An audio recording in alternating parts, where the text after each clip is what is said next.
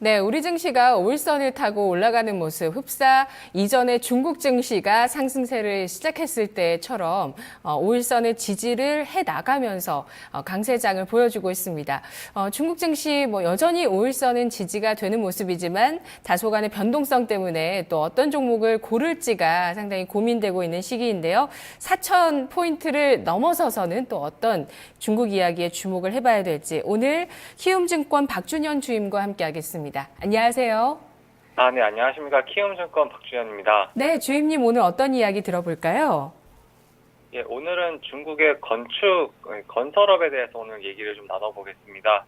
예, 1978년도에 그 중국의 개방정책 이후에 30여 년간 그 중국 경제는 연평균 9.9%의 높은 경제 성장률을 보이며 초고속 성장을 이뤄냈습니다. 네, 1978년 세계 10위에 그쳤던 중국은 2010년에 들어서면서 일본과 이제 미국을 제치고 미국과 함께 이제 G2가 되었는데요. 그 중국의 눈부신 경제 성장률은 이제 건설 산업의 성장과 활발하게 함께했다고 좀 볼 수가 있겠습니다. 네, G2의 반열에 올라선 경제 대국 중국은 부정자산 투자를 성장 동력으로 활용해 왔습니다. 네, 서부 대개발, 2008년에는 베이징 올림픽, 2010년 상하이 세계 박람회 등 대규모 건설 프로젝트 외에도 도시화 건설로 인해 이제 주택 건설 등 여러 가지 각종 인프라를 건설하면서 경제 성장의 주요 동력으로 건설업이 작용을 해왔습니다. 앞에서 말씀드린 것처럼 이 건설이 경제 성장률과 좀 밀접한 관련이 있는 산업인데요. 중국, 일본, 미국 등의 GDP를 살펴보면 해당 국가의 건설업계 총 자산과 그 주기성이 좀 대략적으로 일치한다는 것을 저희가 확인을 할 수가 있습니다. 네, 중국 건설 산업은 사회 기반 시설 등 인프라 건설과 그 부동산 개발이 좀 큰 축을 이루고 있는데요. 그 부동산 개발은 아파트와 빌딩, 주택 건설을 뜻하는데 1999년을 기점으로 인프라 건설을 앞지르며 그 중국 건설 산업 성장의 견인차 역할을 해왔습니다. 2010년 건설업계 총 자산은 92조 6,031억 위안으로 과거 1985년에 비해 140배 가까이 성장했고 건설 관련 부가가치도 2조 6,714억 위안으로 1985년에 비해 60배 이상 증가한 것으로 나타나면서 중국 건설 산업의 급성장은 세계 어디에도 이게 유례없는 그런 규모로 이어져 왔습니다. 이렇게 급성장한 건설 산업의 중심에 있는 기업이지만 많이 소개는 되지 못했던 기업인 중국 건축, 이 중국 건축에 대해서 오늘 얘기를 좀 나눠보도록 하겠습니다.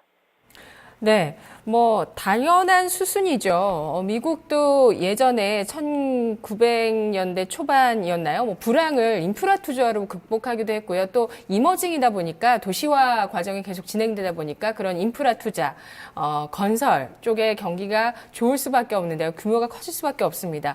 더군다나 1대1로 정책이 또 앞으로 시행되면 더 기대감을 높일 수 있을 만한 분야가 아닐까 싶은데요. 알짜 기업을 오늘 가지고 와주셨다고요?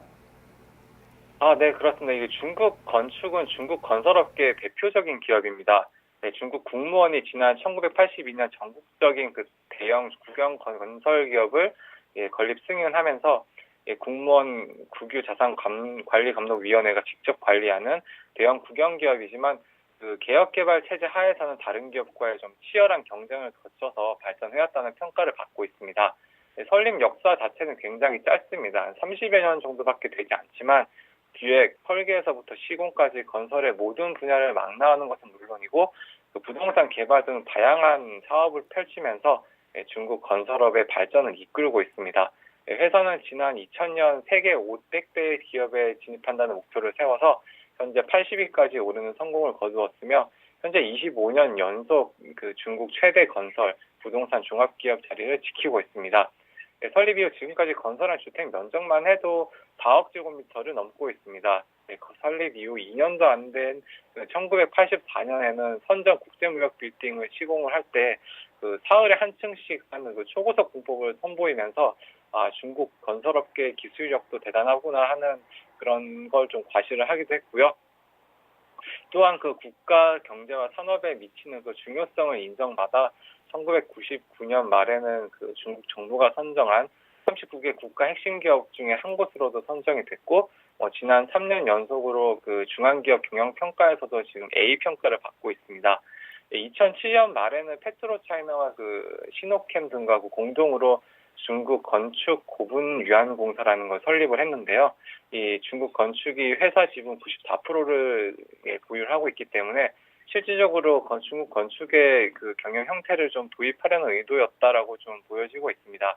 이 자회사도 지금 지난 2009년에 상하이 증권거래소에 기업 공개 IPO를 실시를 해서 73억 달러, 약 한 7조 7,400억 원을 조달했습니다. 지난 2011년에는 그 포브스 글로벌 500대 기업 가운데 그 매출 증가율이 43.6%로 전체 35위에 이르는 등 아주 좀 빠른 성장세를 보이기도 했고요. 또한 그 중국 500대 기업의 9위에 오르기까지 했습니다. 그 중국에 좀 유명한 저희 초고층 빌딩들이 여러 개가 있는데요. 그 선전 평안 국제금융센터가 115층짜리가 있고요. 그다음에 상하이 글로벌 파이낸스 센터 101층, 홍콩 인터내셔널 커머스 센터 118층 등 그 총 지금까지 중국 내에서 건설한 초고층 건물이 한 7개 정도 있습니다.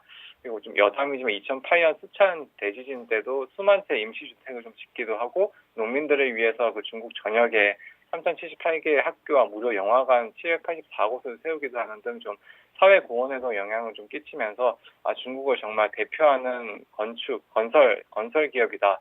이렇게 말씀을 드릴 수 있을 것 같습니다. 네. 거의 내수를 담당하고 있는 거죠? 중국 내에서만 짓고 있는 건가요?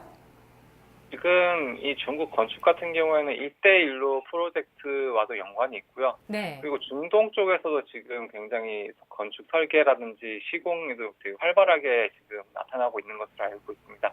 그 중동에 굉장히 좀 유명한 그런 건축이 있어요. 그 야자수 모양으로 돼 있는 네. 건축물이 있는데 그 또한 그 중국 건축에서 지었다고 지금 보시면 됩니다.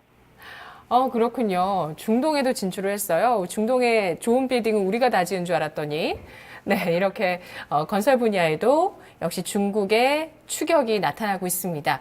중국에 가셔서 고층 빌딩 가셨던 기억 있는 뭐 유명한 랜드마크 빌딩 같은 것들, 이 중국 건축에서 만들었구나. 대체로 이렇게 생각하셔도 되는 거네요. 상식적으로. 네, 그렇게 보시면 되죠. 어, 이번에 그 네. 해운대에서 지금 짓고 있는 이틀 전인가 그 기사가 났었는데요. 해운대 그 고층 랜드마크를 지금 짓고 있는 것도 사실 중국 건축이 지금 짓다가 시행사가 잠깐 문제가 생기면서 지금 계약이 좀 빠진 걸로 알고 있는데요. 그래요? 아마 중국 건축이 자체도 아마 지금 대한민국을 지금 속속들여 이게 눈여겨보고 있다고 지금 전문가들이 얘기를 하더라고요. 네. 네, 우리나라 랜드마크나 고층 빌딩 만들 때 자본이 부족해서요. 해외에서 자본을 유치하는 경우가 많잖아요. 특히 중국 쪽에서 많이 유치를 하게 되는데 그렇게 유치를 하게 되면서 이제 진출을 하는 거죠, 그쪽에서. 네, 그렇죠. 그런 네. 식인 거죠. 이런 네. 식으로 이제 1대1로도 정책이 확산되면서 또 그렇게 해외 쪽으로 계속 이제 짓는, 건축물이 더 많아질 수 있는 잠재력도 충분히 있을 것 같습니다. 자, 그러면 국내 기업과 비교를 해볼게요. 어떤 기업과 비교해볼까요?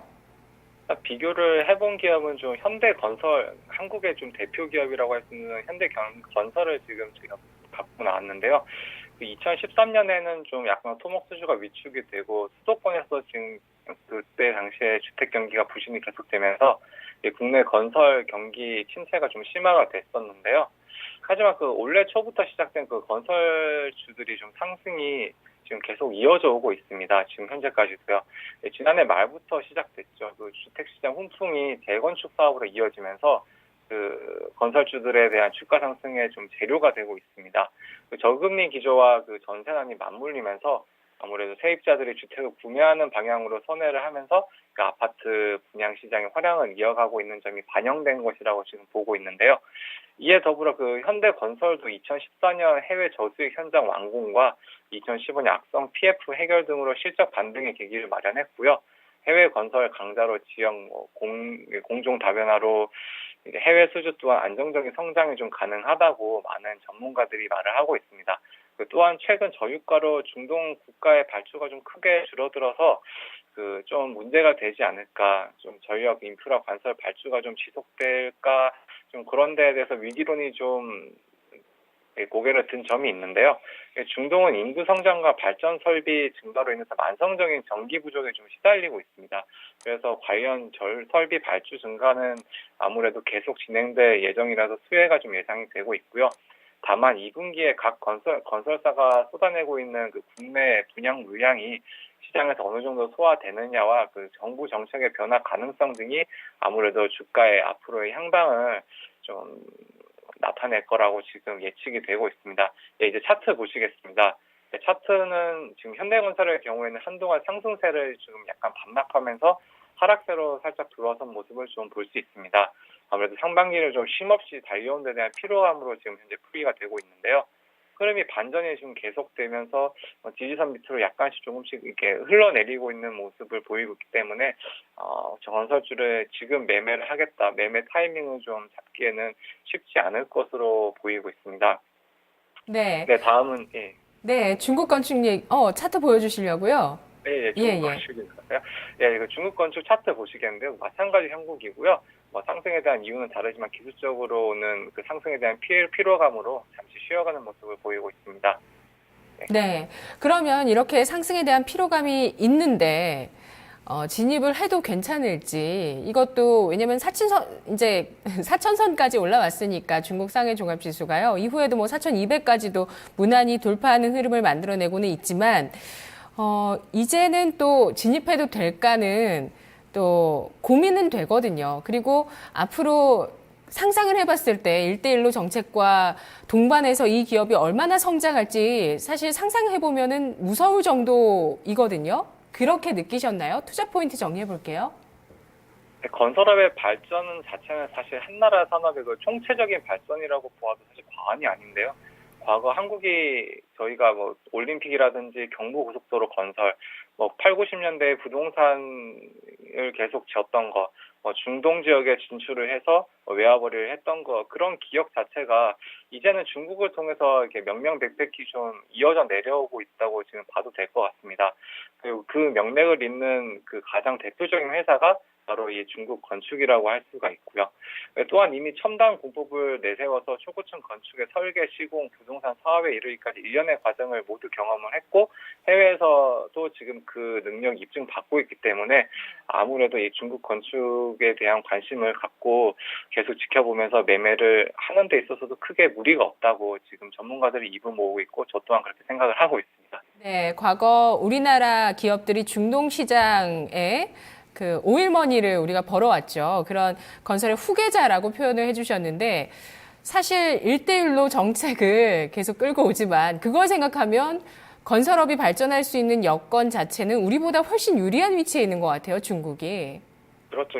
나라가 이미 중동뿐만이 아니라 1대1로에 걸쳐 있는 그 전 나라들에게 지금 전부 다 수혜를 받을 수 있기 때문에 사실 저희 한국에 비해서는 어마어마한 규모라고 볼 수 있죠. 알겠습니다. 가격 전략은 따로 제시하지 않고요. 주임님 말씀 여기까지 들을게요. 고맙습니다. 네, 감사합니다. 네, 중국 상해 종합지수 4,200이 뭡니까? 4,300까지 오늘 진입하는 모습을 보여주네요. 현재 4,300대 초반의 모습을 보여줍니다.